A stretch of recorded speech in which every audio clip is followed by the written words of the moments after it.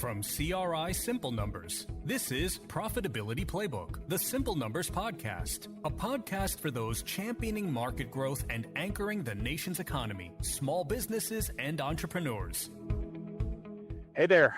Welcome to another episode of the Simple Numbers Profitability Playbook Podcast. I'm Mike Maxson. That's Brandon Gray. And we're here with Mike Coffey of Imperative Information Group.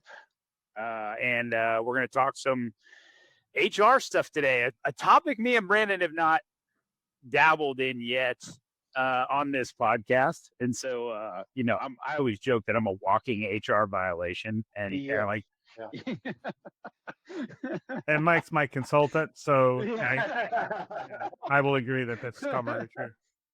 Yeah, and now you know why we don't have our own company's HR person on here to talk. No, seriously. Mike's got a really cool business. We can't wait to tell you about it. But first, make sure you all hang out here to the end of the podcast. Brandon has something he wants to talk to you about that we led with last time. We'll talk about it again in the end this time. But awesome. Let's get it started. Mike, thank you for joining us. We appreciate it. Thanks for having me. Looking forward to it. Yeah. So, I mean, outside of, I'm not going to ask those okay, well, let's say I know a guy that did this. My cousin said this. But my man Mike here, he's CEO of Imperative Information Group, as I mentioned, and they specialize in background checks. And Mike, I'm going to ask some questions around that, but tell us just a little bit about the business, what you guys offer, how you're different, all that cool stuff, so I can drill in on you there. Okay, well, I started the company back in the 90s as just an HR consulting practice first, kind of moonlighting through my corporate job and then full-time consulting. And then in 99, I had a financial services client who had me come in to look at their employee selection process nationwide. And one of the things they definitely needed was better background checks. And because I'd run that for one of the largest healthcare systems in Texas, I knew the right questions to ask. And they just didn't have anybody who responded to their RFPs and our outreach that were giving us the right answers. And one thing led to the other, and I ended up opening a background screening company in 99 just to take care of these really kind of special risk-averse clients who want more than a piece of paper in the file. So since 99, that's who we've served, are those clients who just because of the nature of their business or because of just the personality of their leadership are pretty risk averse and want to make sure that they're really onboarding the right person. A lot of them have been burned. Most of our clients come to us after they bought a $30 or a $50 background check.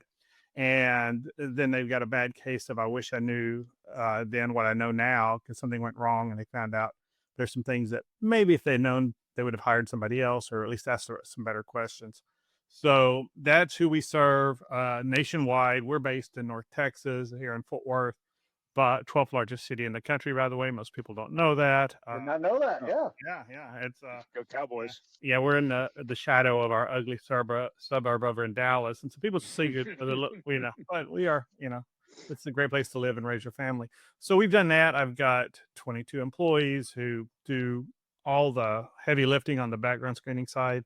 And I still get to spend a good bit of my time consulting with clients about their either employee relations or employee selection issues, those kind of issues. And I've got my podcast and I speak at a lot of HR conferences and volunteer. I'm state director-elect for Texas SHRM, which is the state HR association. So that's kind of it in a very large nutshell. So you mentioned something pretty interesting, and me and Brandon know this well because we've been burned by the cheap background check. I was going through the stories in my mind. Yeah, I know, me too. I was like, man, how much do I want to share? But so real quick, tell us because I honestly, until I met you, I didn't know the depth of it all.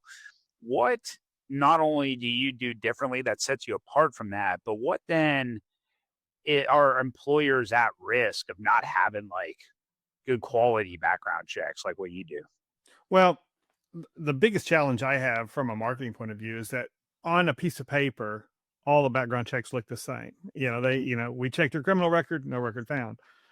The problem is often when the report says no record found, there really should have been a record found. And so, the reports look the same, but it's the back end. And really, after 9/11, a lot of data companies got into this business, started building these really big databases to try to throw at the background check problem, and make them fast and make them inexpensive and less labor intensive. So the problem with those is they still miss probably about 50% of the records Wow. that we would, and just in the database that we would report to our clients, and using more thorough processes. There's not a nationwide database. Even the Department of Justice's National Crime Information Center database is, the DOJ put out a report saying half our records are incomplete, and we don't even really know how many others we're missing. So if the Fed don't have a good database, nobody's going to, be able to compile privately a database. There are whole states like New York and California that don't make their records available to databases. Even here in Texas, I'm in Tarrant County, Texas, and the local judges got together in the early 90s and said, we are not going to let our records be downloaded in bulk for private use. And so you're missing, it's just a patchwork. And like I say, any database is going to miss probably 50% of the records that you even report. So and so how do we really get the records if it's not a database? We're actually sending people the old fashioned way, physically into courthouses all over the country, or in some jurisdictions where we know those records are really reliable online, we're logging into the court's online systems. But a lot of the courts have online systems, but they don't put all their records out there. And so there's all kinds of things like that just on the criminal piece. And then, we have clients who run civil litigation searches, and there are a lot of these database companies try to sell civil litigation searches. And again, there's a lot of additional research to be done to make sure it's the right person, that you're reporting on the right John Jones or John Smith, that this is really the right person in the civil case, those kinds of things. And then now we're rolling out, with all this remote work, it's become such a problem because there's all kinds of fraud, and people are using other people's identities to apply for remote work jobs. Just taking my next question, Mike. Go ahead. Keep going. And so, so that's gotten really out of hand. And the North Koreans, I don't know if you just Google North Korean remote worker fraud, but the North Koreans have for about a decade now been posting fake jobs online and getting real U.S. Engineers, computer scientists, people like that to apply for the jobs. And they actually conduct interviews with these people, and they really think they're talking to an employer for a remote job. And they collect their name, date of birth, social security number, all the stuff you need for the background check or to apply for another job. Then they ghost them. Then the North Koreans are turning around and applying for real jobs at real companies, Amazon, Microsoft, companies like that, and using these other people's identities. And they're passing the background checks because these people don't have any criminal history. They've got their employment history. They're calling and verifying employment, the whole 9 yards, and it all works. And so these employers think they're dealing with the right person.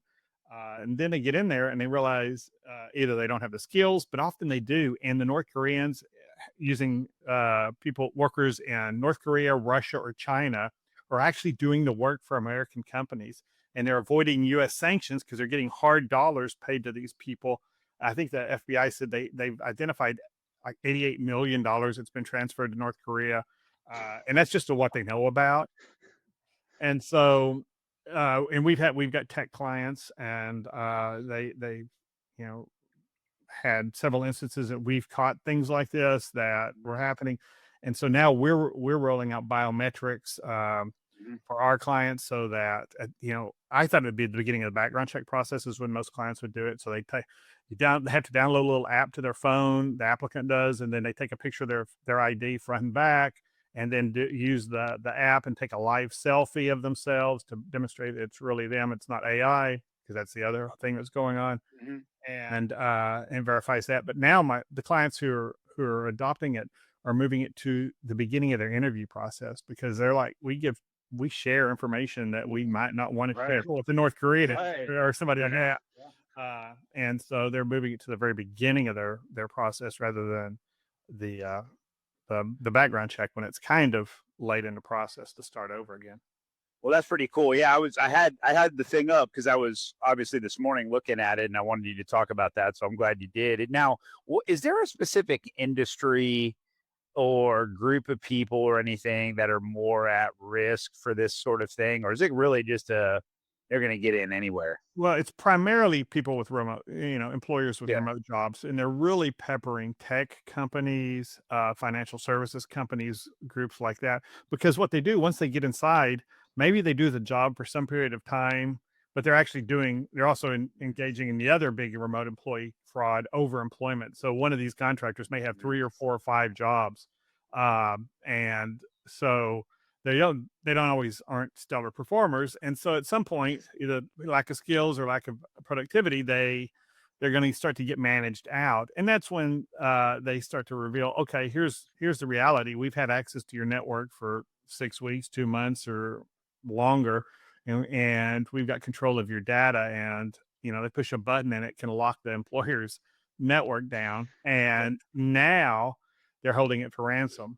And I'm convinced, just because I've worked with so many employers over the years, employers, if they can pay a ransom and not tell the FBI about it, not get the press, not get all of that, they're doing that. I've got no doubt of that. And so we don't know how often this has really happened, but the FBI has acknowledged it has. In fact, I think it's the assistant agent in charge, and I think someplace in the South, in January at the FBI field office, said that if you're hiring remote employees, you have either interviewed a North Korean or you have one working for you at this point.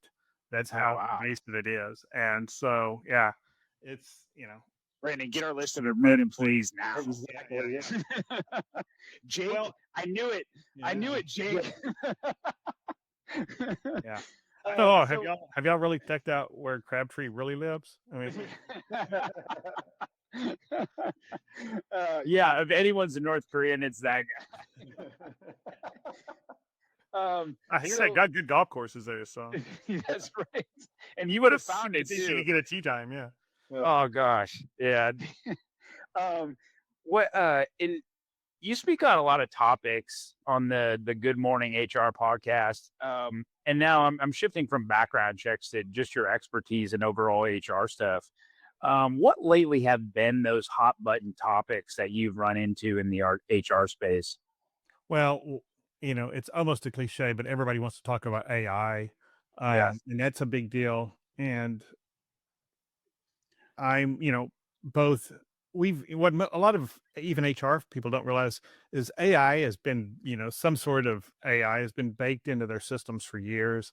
It's, if they're using Indeed or they're using those kind of systems, there's AI baked into that. Every time we use Google, there's AI baked into it. So, but now that with the large language models and some of the tools that are out there, two things are happening. AI is getting weaponized against HR, against recruiters, because applicants can now apply to dozens or hundreds of jobs using some apps that are out there, and they're not even maybe even mildly qualified for the jobs. And so recruiters are dealing with so many more applications now, and now they're trying to use AI to go through and weed out those applicants and figure out who's minimally qualified and who's not, and go through that, and with varying levels of success. I was at the Sherm Annual Conference in San Diego last week and talking to people about that, and some folks feel like it's really helping them, and some folks, some of the HR professionals I talk to feel like the AI, adding too much automation to the process is making it hard, making their candidate experience negative, and making it hard for the company to connect directly with that person and make them feel like, the company really would value you as an employee, because everything is getting so overly automated. So everybody's trying to find that balance between those two things. But beyond that, we're in Trump 2.0. And one of the things that keeps coming up is the first Trump administration changed the definition of independent contractor from the way that the tests that employers were to use to determine if, under the DOL standards at least, if somebody was an independent contractor. And then the Biden administration came in, they changed it again to be more exclusive, to make it harder to be an independent contractor.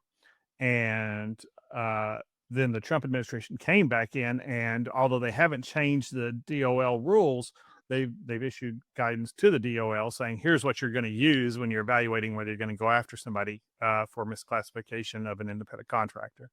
And so a lot of employers use independent contractors, and basically the Trump 2.0 standards liberalize that some. It really looks, is this person really economically independent from the employer, which is kind of the standard that the Trump administration is using to determine if somebody's really an independent contractor or if they should be a W-2 employee.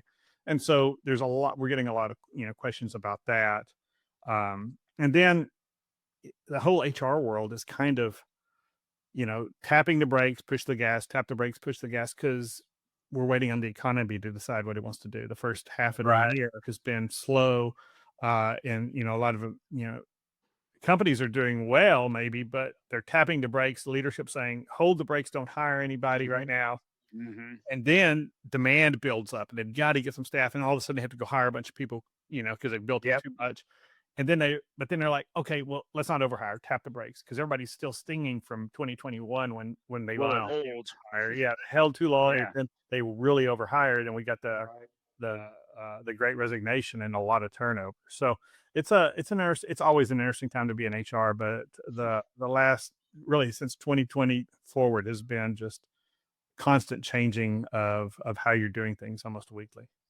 And so with that, regarding the labor market, I mean, I always felt that in working with you, you were slightly a little bit of a leading indicator for me. Like, hey, those background checks are pumping through. I mean, people must be, do you get that feeling? Do you get more of a interesting view of the labor market like this? Yeah, unfortunately, because I'd like to be later in the, I would like that to be a leading indicator so I can ran better. But yeah, but we see it when employers really consistently over 4 or 5 weeks, our clients are continually hiring at a higher rate. We know that optimism, confidence is up, and employers are making these longer term investment in employees. So that's usually a good thing. And I'll say the last 5 or 6 weeks have looked pretty optimistic. I think maybe employers and company leadership are getting past their tariff concerns, and that's kind of leveling out. And so we're seeing it. We're not as strong as we were increase wise over the first 2 quarters. Last year we're pretty flat, but we started really after the administration was all the executive orders on day one and tariff talk started heating up. Q1 was really slow, and we've really ramped up pretty good since then. So we'll see. I'm more optimistic certainly than I was April 1st. Sure. What do you think, in your experience, and a lot of the companies that are probably listening to this are in the small business realm, from an HR perspective, how can those companies get set up good from an HR perspective? Because man, we run into a lot, and where they just, from everything from pay bans to making sure employees understand their handbook or policies or all that stuff. I mean, what can small businesses do to better set themselves up for just success from an HR standpoint? Well, I'll say first, I would caveat here that some of the best HR people I know got into HR by accident, and it started with a small or medium-sized company. They were maybe the administrative assistant or executive assistant to the CEO, and that person asked them, hey, I need you to take over payroll, or I need you to handle these benefits issues or something. They got kind of sucked into one little segment of HR, usually in the financial side. And then those responsibilities kept getting added to them, and they learned quickly, and they did good. So, but I will say that small and medium-sized businesses, if you don't have a really mature HR group, and most of them don't at that size, you've got to find some local consultants that you trust and rely on them. I know small businesses that rely primarily on their legal counsel, which is great. on the legal side, if you can afford that level, right? That level of advice, 200, $500 an hour. yeah, whatever it is. And every phone call costs you $75, $80, or a minimum billing of $150. So, but there are really good consultants in almost every community that, and maybe you're just going to have a consultant who helps you with benefits and the financial side, and a different consultant who helps you with employee relations, those kind of things. Depending on what the issues you're having, that's probably the way to do it. Then they can help you build your systems. A lot of, most consultants don't want to do your routine day-to-day stuff, but they can help you build that system, and then you can put, one of your own employees into that system. And that's a really good way over time to build out your HR until you get enough, critical mass to justify hiring, a full-time HR person. Yeah, Greg used me as HR for the longest time. And I did tell him, I warned him from the start, I'm like, are you sure you want to do this? He's like, no, you have to. Or, at the time we were small when we started. I made it this far. Now when I run for president, it's all going to come out. Yeah. I'm done for at that point. But for now, it works, right? I think that'll bring the least of your worries. Yeah. Brandon, what do you got, man? Yeah. So Mike and I've talked before about he'll come by the desk and say, "Hey, I talked to Mike Coffey, and he's seeing this happen in terms of leading indicators and what have you there."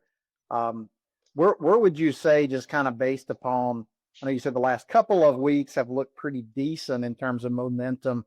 If you were to put a forecast out for the second half of the year based on what you're seeing and hearing out there, what are your thoughts around that? If our history proves right and the confidence keeps rising, as far as hiring, July and August are usually pretty slow. People are on vacation and just decisions don't get made. And we typically heat up September, October. And so that's what I'm really looking forward to. If confidence is up, we should really see the employment start to heat up in September, October, I'm hoping. But I plan as a pessimist. And so, I'm trying to be ready for for it not to be, that way. But that's my gut, is that things are leveling out, and, America's about doing business, and they're going to continue to find a way to do business and work past whatever fears we have about tariffs or any of these things. And I'm expecting, the second half of the year, especially end of the third quarter, beginning of the fourth quarter, to be a lot more positive on the number side. Gotcha. And two, what would you say is the most common mistake that you see entrepreneurs make when it comes to HR, hiring, background checks, whatever it may be there? Well, I think it's the biggest mistakes they make are who they select, and it's well before the background check. I mean, especially entrepreneurs, we think we're the smartest guy in the room, and some areas, there's some domains of knowledge we are probably, but we trust our gut so much. And, I'm a highly intuitive person. I make decisions from my gut a lot, but I personally, and I'm a career HR guy, have been burned making hiring decisions from my gut. And I think that's, most people don't spend the time to figure out, what does this job really need to be successful? What are the skills and the competencies that the person needs? What are the personality and behaviors that they need? And so what they end up doing is hiring somebody they like, and, they've got a great attitude, and I can train them to do that job. And maybe you can train them to do that job, but do they really have the aptitude to sit and, if it's a data entry role, to sit in front of 2 computer monitors all day long doing, really repetitive data entry stuff? That's, I see those kind of mistakes. I was, we really clicked, and, they're going to be great for culture. Well, if culture is not putting work out the door, that's a mistake. And so, and I hear those kind of things, and then they're stuck, and they've got somebody, they like, who's underperforming, and they make excuses for them, or they go try to create a job for this person. And so now this person's already has a reputation in the organization as not being somebody who does a great job. but they're the manager's pet or they're the owner's pet, and oh, look, they're making a custom job for them. They're setting that person up just for a really hard time. And maybe you recognize, we've done it in our organization where I've recognized I made a hiring mistake. I put the wrong person in the wrong job, but they do have skills here that we could use and we need. And maybe I'm using an outside contractor and spending money on. And so now I can turn it around and bring it in-house. That's great. But I think just often really not knowing what you're hiring for and really spending the time to figure that out. And if you can do competency assessments, like, what are the skills this person needs, and have them demonstrate those, because resumes are polite lies. And, they're lying, just assume to half what they're telling you is a lie in a resume. And so, and you can't even compare job title from company to company. Somebody worked in a corporate entity and they were they had an accounting title. And now they're coming to your organization. It's a very different job to do bookkeeping if they're running a small organization. Yep. And so, and maybe you'll get a good reference just because the previous employer is so damn glad to get them out of their door. And so, this can't, you really need them to demonstrate competencies. There are online tools for almost anything you want them to demonstrate, to get them, where it's coding or accounting or anything like that, where it's a technical thing and it's, a pass fail where you can tell if they really have the skills, assess those competencies.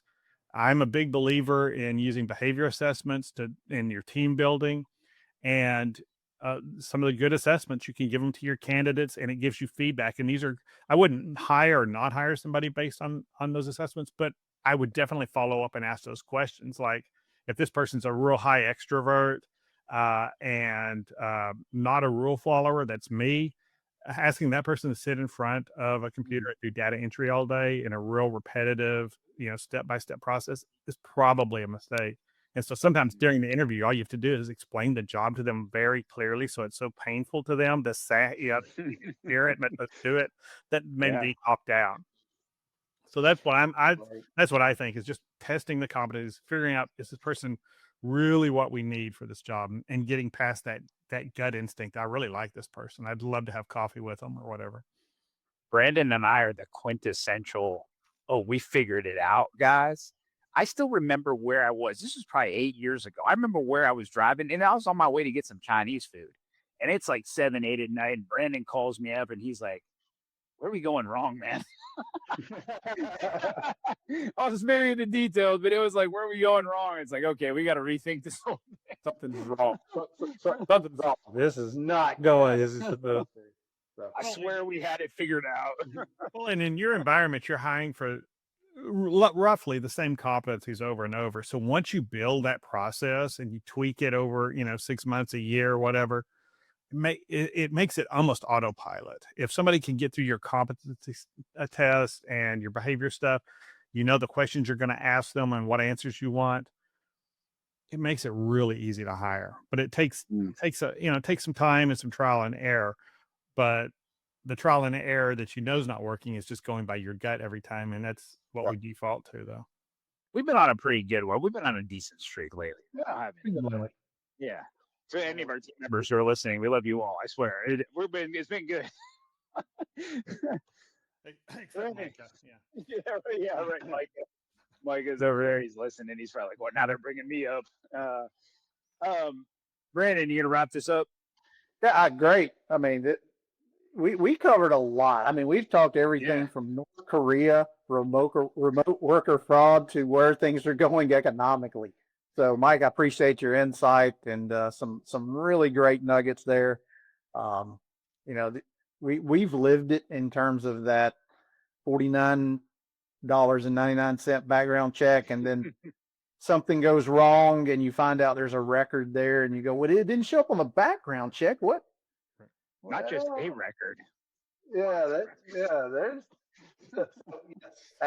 definitely you need to do your due diligence there as far as those things are concerned. And love what Mike was saying too about, especially for entrepreneurs, use some seasoned consultants, use some outside experts to set up the system and process. And then, as you grow, you can put someone in to implement. But, the cost of someone who can do that whenever you're just really needing them to keep a process rolling is substantially different.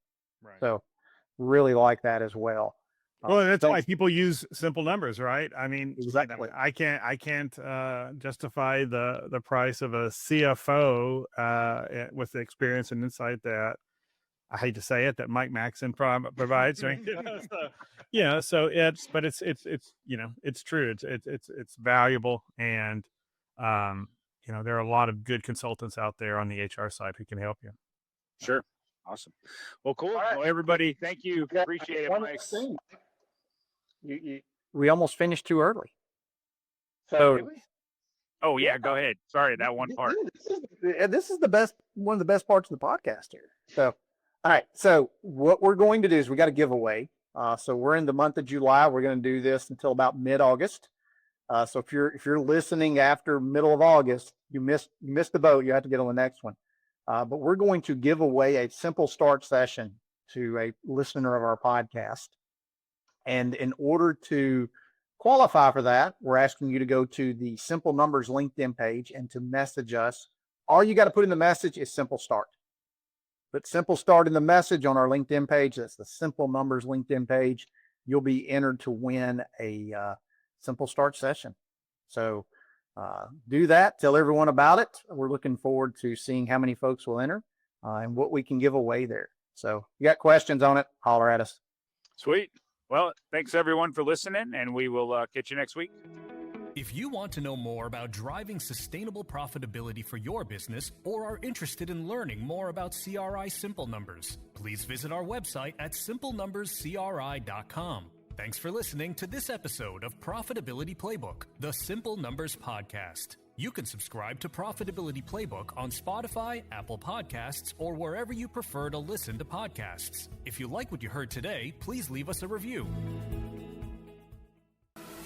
This podcast is brought to you by CRI Simple Numbers LLC, a division of CRI Capital Group LLC, and a subsidiary of CRI Advisors LLC.